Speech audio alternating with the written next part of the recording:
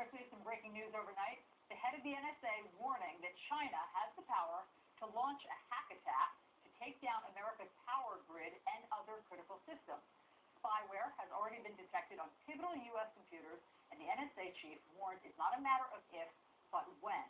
Let's get right to Chief National Security Correspondent Jim Sciutto, live with the latest. This is worrisome, Jim. No question, Allison. And in fact, Admiral Rogers said not just China, but one or two other countries as well. He wouldn't identify them. He said that was classified. And keep in mind, he's not just the NSA chief, he's also the head of the military cyber command. This is the institution charged with defending U.S. cyber systems in a military sense.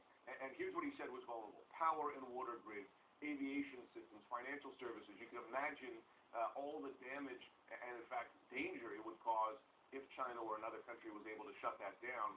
He said that hackers from these countries have performed what he called reconnaissance missions to look for weaknesses. Here's what he said exactly. He said, "We see them attempting to steal information on how our systems are configured, the very schematics of most of our control systems, right down to the engineering level of detail, so they can look where there are vulnerabilities, how they are constructed, how I could get in and defeat them."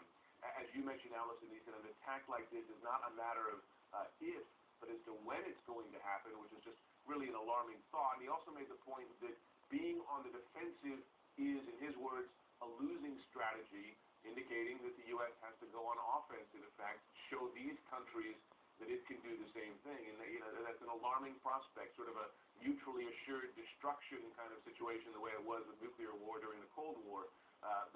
But he said a better possibility should be for countries to negotiate the rules of these kinds of attacks.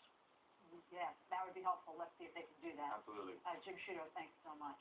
I feel like we're sleeping on this threat, don't you? It's like if the same thing were happening with bricks and mortar, like they were trying to break into one of our buildings, the urgency would be crazy, it'd be like at the brink of war, but because it's online, it's like... More nebulous. Right? Yes. But also quite terrifying. Absolutely. I'm thinking it's more terrifying than we're making. Yeah. Unusual for the media. But I think we're actually underplaying the terror. I'm upset by it. Are you? I know that. I stand in that I feel better category now. firmly. Let me give you a look at our other headlines.